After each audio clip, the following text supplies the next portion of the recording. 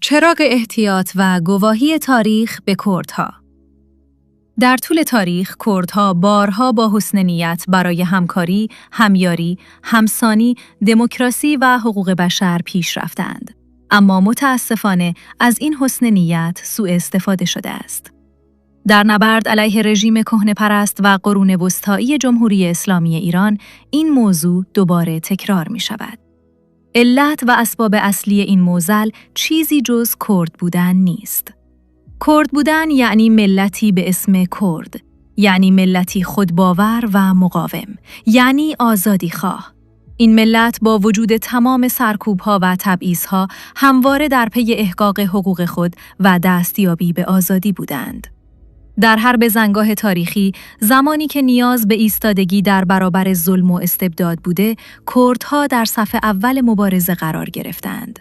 چه در انقلاب مشروطه، چه در دوران ملی شدن صنعت نفت و چه در سالهای پس از انقلاب 57، کردها همواره نشان دادند که حاضرند برای آرمانهای خود فداکاری کنند. اما متاسفانه این روحیه انقلابی و مبارزه‌جویانه در بسیاری از موارد با بیمهری و خیانت مواجه شده است. قدرت‌های حاکم چه در داخل و چه در خارج از ایران همواره سعی کردند از ظرفیت کردها برای پیشبرد اهداف خود استفاده کنند و سپس آنها را به فراموشی بسپارند. این چرخه معیوب زخمی عمیق بر پیکر ملت کرد نهاده است. در دوران جمهوری اسلامی این روند شدت بیشتری یافته است. رژیم کردها را به عنوان تهدیدی برای وحدت ملی و تمامیت ارضی خود تلقی می‌کند و با تمام توان سعی در سرکوب و حذف هویت ملی آنها دارد.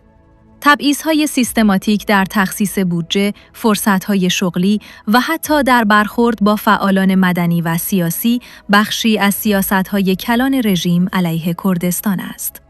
با این حال ملت کرد تسلیم نشده است. مقاومت در کردستان نه تنها از جنبه نظامی بلکه در ابعاد فرهنگی، اجتماعی و سیاسی نیز ادامه دارد. تلاش برای حفظ زبان و فرهنگ کردی، برگزاری مراسم و جشن‌های ملی و فعالیت‌های مدنی و رسانه‌ای همگی نشانه‌هایی از پویایی و سرزندگی این ملت هستند. در شرایط کنونی که ایران در آستانه تحولات بزرگ قرار دارد، موقعیت کردستان اهمیت ویژه‌ای پیدا می‌کند. تجربه تاریخی نشان داده است که هر گونه تغییر و تحول سیاسی در ایران بدون مشارکت و نظر مثبت کردها پایدار و فراگیر نخواهد بود. از این رو لازم است که نیروهای دموکراتیک و آزادیخواه ایران به اهمیت نقش کردها در آینده ایران توجه بیشتری داشته باشند و از حقوق مسلم آنها حمایت کنند. حسن نیت کردها در طول تاریخ نه نشانه ضعف بلکه نشان از بلوغ سیاسی و اعتقاد راسخ آنها به عدالت و برابری است. اما این حسن نیت نباید به معنای پذیرش بی‌عدالتی و ظلم تلقی شود. کردها حق دارند که به عنوان یک ملت از حقوق برابر با سایر ملت‌های ایران برخوردار باشند و سرنوشت خود را خودشان تعیین کنند. تاریخ گواه این مدعاست که ملت کرد همواره در صف مقدم مبارزه برای آزادی و عدالت ایستاده است. اکنون نیز در این بزنگاه تاریخی انتظار می رود که صدای ملت کرد شنیده شود و حقوق آنها به رسمیت شناخته شود.